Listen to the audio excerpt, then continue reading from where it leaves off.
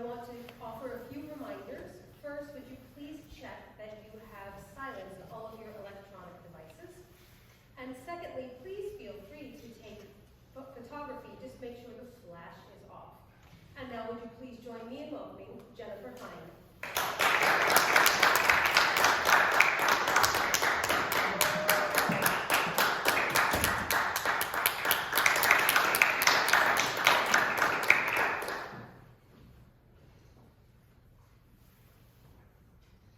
This is the land of Narnia, said the fawn. Where we are now, all that lies between the lamppost and the great castle of Cair Paravel on the eastern sea. My name is Jennifer Heyn, and this quote comes from C.S. Lewis's The Chronicles of Narnia, The Lion, the Witch, and the Wardrobe. Today, I will be discussing how music represents heroes and villains, focusing on the Chronicles of Narnia film franchise for my senior capstone project. The Chronicles of Narnia have been a love of mine since The Lion, the Witch, and the Wardrobe film was released in 2005. As a child, having a small interaction at Walt Disney World's Hollywood Studios with their short-lived Journey into Narnia section of the park was the highlight for me on that trip. Because of this, I bought the Disney pin set of Aslan and the White Witch, two Narnian characters who we will hear about later. The Chronicles of Narnia was originally a book series written by C.S. Lewis. The original series contained 7 books that were later adapted into films, but only 3 films were made: The Lion, the Witch, and the Wardrobe, Prince Caspian, and The Voyage of the Dawn Treader. The composer who scored the Narnia films is Gregson Williams. Gregson Williams was born December 13, 1961. He is a British composer, conductor, orchestrator, and producer. Some of his other works include Phone Booth, X-Men Origins Wolverine, and The Tigger Movie. He is a pianist and received a musical scholarship to the St. John's College School in Cambridge at the age of 7. Currently, the label he works for is Wavecrest in California. According to an article written by Laura Steiner, Gregson Williams wants you to feel a certain way when watching the Narnia films. He didn't want you to feel a certain emotion until it was time to feel that emotion. However, some of the ideas he placed into the Narnia films were influenced by previous composers. In the Chronicles of Narnia film franchise, characters have been given a leitmotif or theme to represent them when they appear on screen. A leitmotif is a melodic, rhythmic, or harmonic idea that correlates with a character. The idea of a leitmotif was originated by a well-known opera composer, Richard Wagner. A leitmotif comes back to represent a character throughout the entire work. For Wagner, it wasn't just a character, it could be used as an object as well. Wagner's leitmotif idea was adopted by film composers everywhere. Matt Steiner, the composer for Gone with the Wind, said, "The idea originated with Richard Wagner.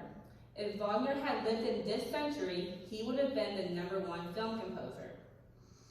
Wagner's Ring Cycle was completed in 1874 and totals with 15 hours of music with 60 different distinct leitmotifs. It's a cycle of 4 operas, and we will be touching on the one that is named after the hero, who is Siegfried.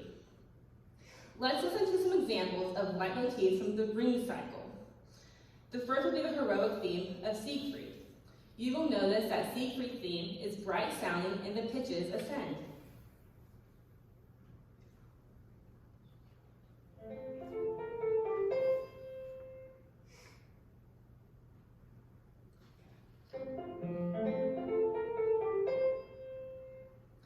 The next will be the villainous theme of Fafnir the Dragon.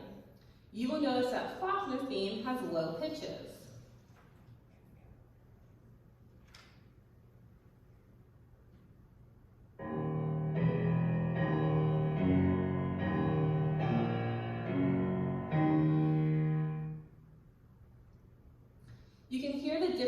sound between Siegfried and Wagner, but now I want to show you something more. Wagner decided to do something unorthodox. He took his hero theme and combined it against his villain theme. This moment is when Siegfried is going to slay Wagner, the dragon.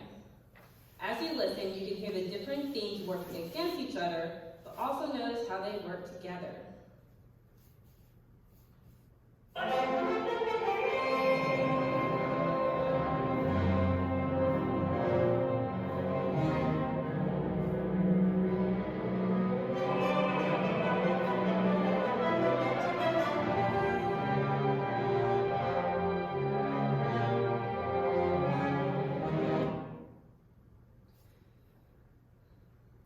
During the battle between Siegfried and Wagner, the sound of one character's theme would be prominent over the other. This indicates to us who is winning and how the progression of the battle is going, because heroes and villains' music is easy to differentiate. We can hear a difference in modality, pitch direction, and instrumentation. Let's use these descriptions to analyze some of the themes of heroes and villains in the Narnia film franchise. Let's begin with modality. In the Narnia film franchise, the main heroes are the lion Aslan and the four Pevensey children. The four Pevensey children, oldest to youngest, are Peter, Susan, Edmund, and Lucy. But how can we tell that they are our heroes? In film music, one way heroes can be differentiated from villains is by the modes of their melodic themes. In Narnia, when we hear Aslan's theme, it is presented in a major key. A major scale sounds like this.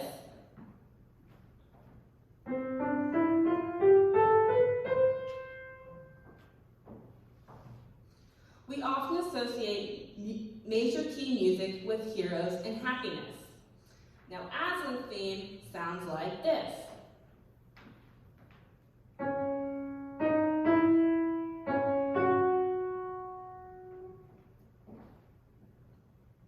But now let's hear what it sounds like in the film The Lion, the Witch, and the Wardrobe.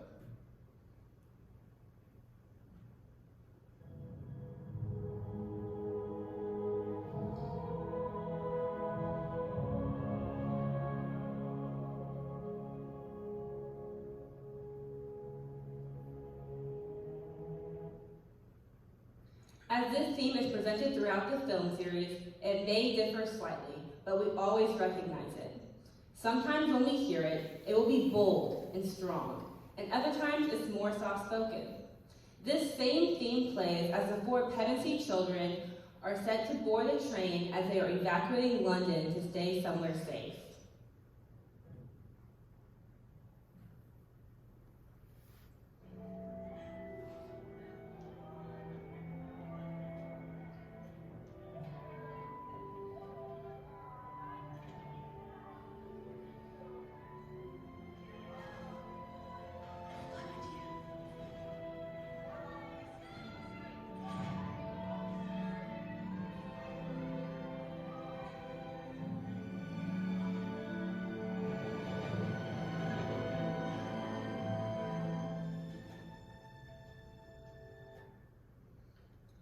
Remember that Gregson Williams wrote the music for Narnia and wants his audience to feel certain emotions as they watch.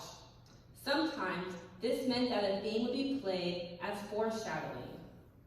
The music in this theme foreshadows the destiny of the children, preparing us for what is yet to come. But this is not the only time that the music foreshadows future events. When Lucy stumbles upon the wardrobe for the first time, what do we hear? Let's take a listen.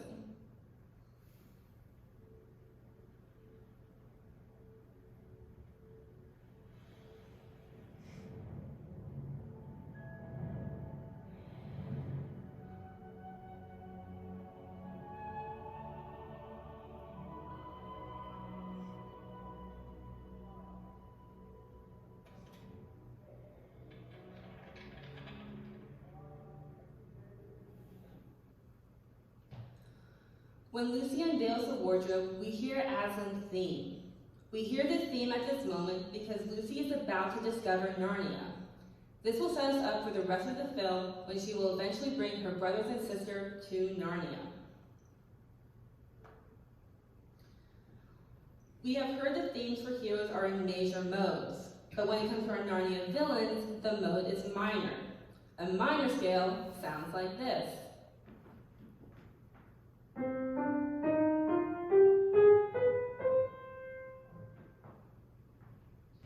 What I just played was a harmonic minor scale. A harmonic minor scale raises a 7th scale degree. We often associate minor music with sadness and villains. In the Narnia film franchise, our main villain is the White Witch Jadis. We first meet her in the film The Lion, the Witch, and the Wardrobe.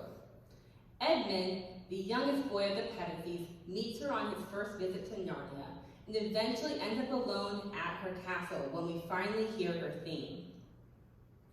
We hear her theme as Edmund is entering her castle. It's eerie and adds to the darkness we see on screen.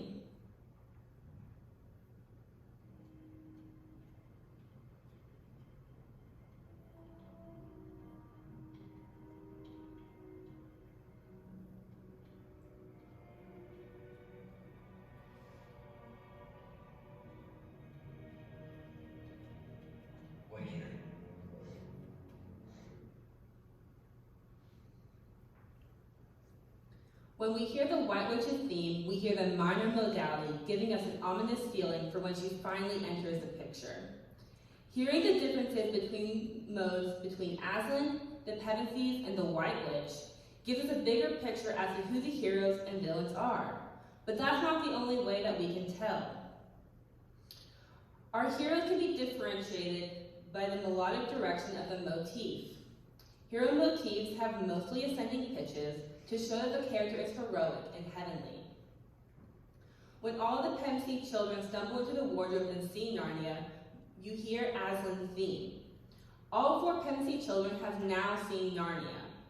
This once again foreshadows what's yet to come. The pitches ascend as they see Narnia for the first time. Then they will meet Aslan and join his army to take down the White Witch.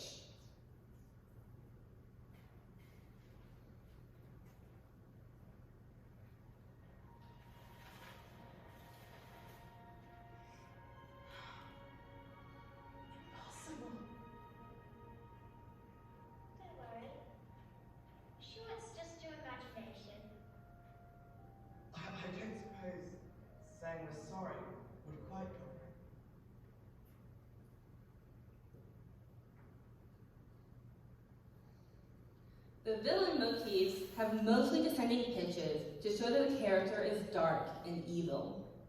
The main villain who comes back in all 3 films is the White Witch. If we listen to her theme, we will also hear a descension of pitches.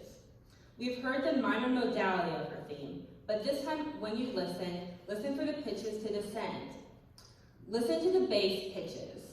Although the pitches start with ascending pitches, majority of it does descend.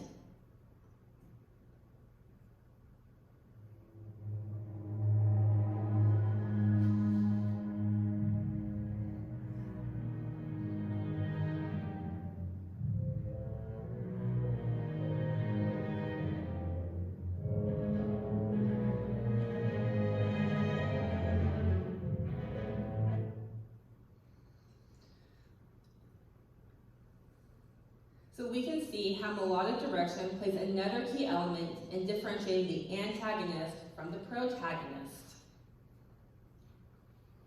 A third way we can differentiate heroes and villains is by their instrumentation. Heroes have higher pitched instruments playing their themes.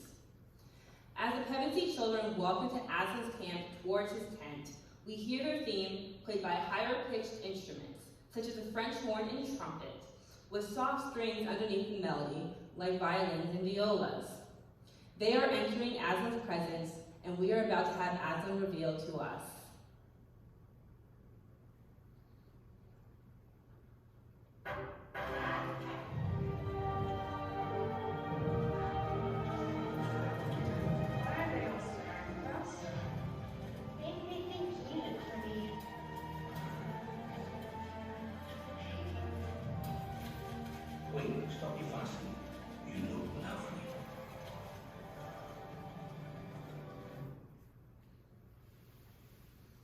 When Aslan walks out from his tent, his theme is revealed.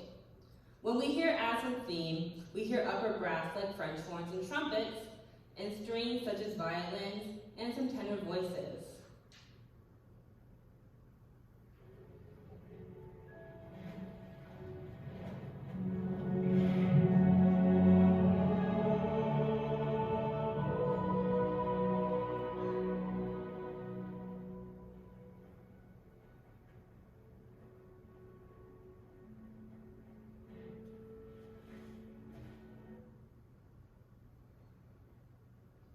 Heroic themes can either be subtle and light or bold and strong. Sometimes, when their theme comes to support them, it's quiet. In the second film, Prince Caspian, when a dwarf, Trumpkin, realizes that the Pevensies are the old kings and queens of Narnia, their theme is played mezzo forte as the camera pans towards the four Pevensey children. We can hear a French horn playing their airy melody.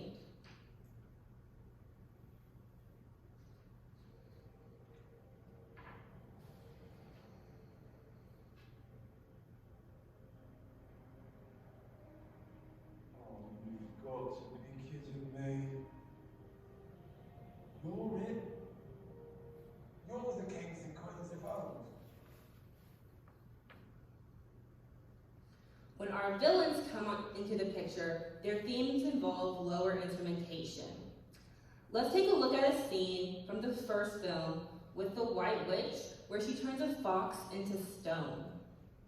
When we hear this clip, we will hear the lower brass in a minor mode as the White Witch does her evil deeds. Along with lower brass instrumentation are percussion and strings.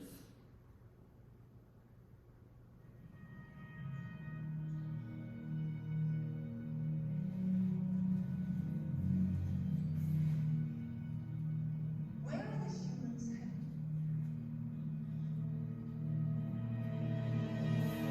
Wait! No! Don't! Maybe there's something down to the table, and then Aslan had an army there. An army?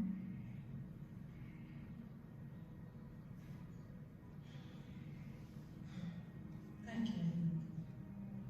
I'm glad this creature got to see his majesty before he dies. No!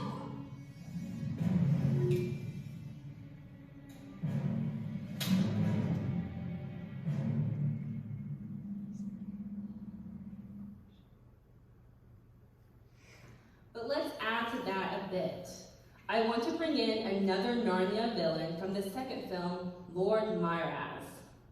We know that Lord Myraz is a villain for multiple reasons. We learn that Lord Myraz killed his brother, Prince Caspian's father. He staged a political coup arranging deaths or banishments of any nobility still loyal to Prince Caspian, and then later had himself installed as king. He is the leader of the Telmarines. When you listen to his theme, you'll hear percussion, strings, and brass. The strings are higher strings, but underneath you hear percussion of bass drums and the lower back brass of tubas and trombones.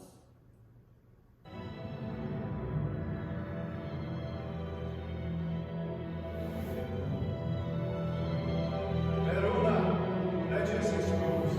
Galva, pledges its troops. Narban. When we see Lord Myraz on screen, we hear the minor mode, descending pitches, and low-pitched instruments, making Lord Myraz another villain in the franchise with his own wicked theme. We've now learned how film music was influenced by Wagner. We've discussed how modality, direction, and instrumentation play key roles in differentiating heroes and villains in film music. But now I want to take it a step further. Earlier, I showed that Wagner's Ring Cycle, he had a clashing battle scene with his hero Siegfried and the villain Fafnir. Remember that in Wagner's combination of his heroic and villainous theme in battle, we went back and forth between the two as we could tell based on sound who was triumphant at that moment. In the Narnia film franchise, Gregson Williams does the same thing for the battle scene when the heroes, the Pevensies, battle the White Witch at the Forge of Verona. The battle music from Narnia features a lot of different themes, so I want to take it slowly. I will be showing you themes in the battle that represent the heroes, represent the villains, and how they intertwine together, showing both the heroes and the villains. As the camera dives into the map on screen, a French horn in its higher register plays our heroic Pevensey theme, repeating the idea twice. The volume of the music increases, hinting that there is hope for this battle. We hear trumpets and French horn sound as we see all of our heroes preparing for battle. We hear violins accompanying us as well. This is a heroic theme of the Pevensies that we've heard throughout the entire film.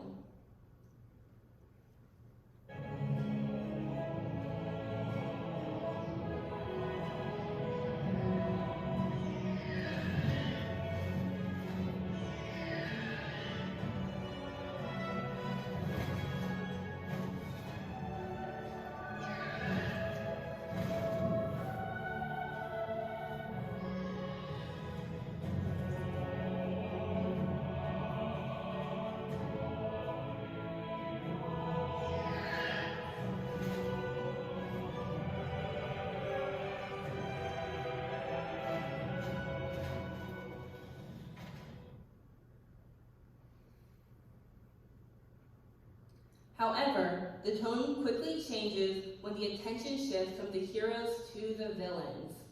We can hear the modality change from major to minor, the instrumentation shift to lower voices and lower pitched instruments.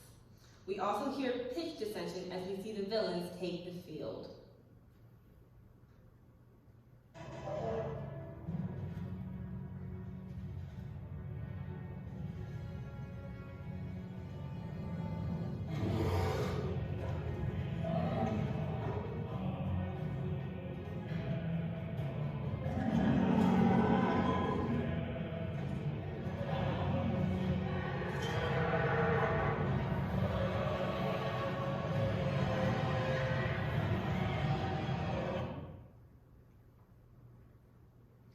We've heard the heroes, we've heard the villains.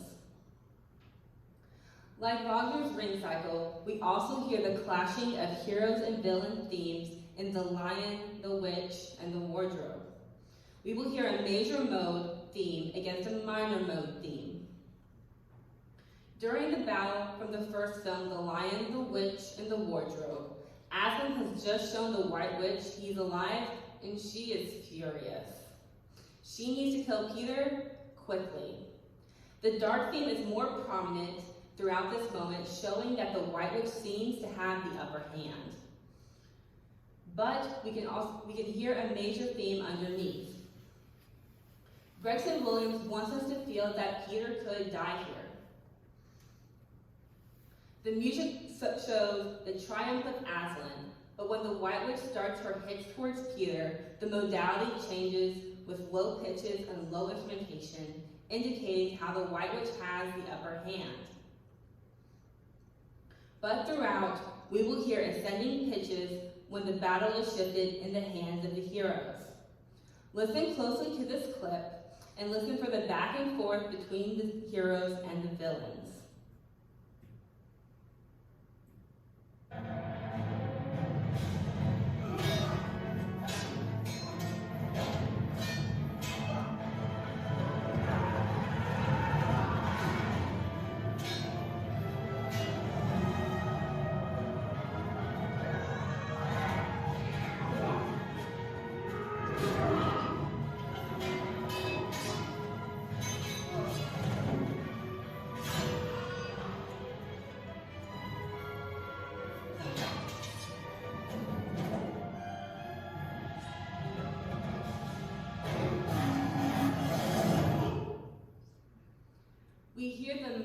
modality of the White Witch bringing it all to take Peter down, but we hear the fight that Peter has as he takes on the White Witch's blows.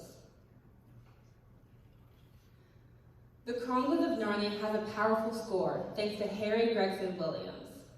Although his concept to use musical themes to represent characters was influenced by Wagner and other film composers before him, Gregson Williams was able to take that influence to create a memorable film score for a known film franchise. Because of modality, pitch, direction, and instrumentation, heroes and villains in film music can be easy to differentiate when watching. I want to thank you all for coming to my lecture today, and thank you to faculty for helping me throughout the semester to prepare for today. Thank you.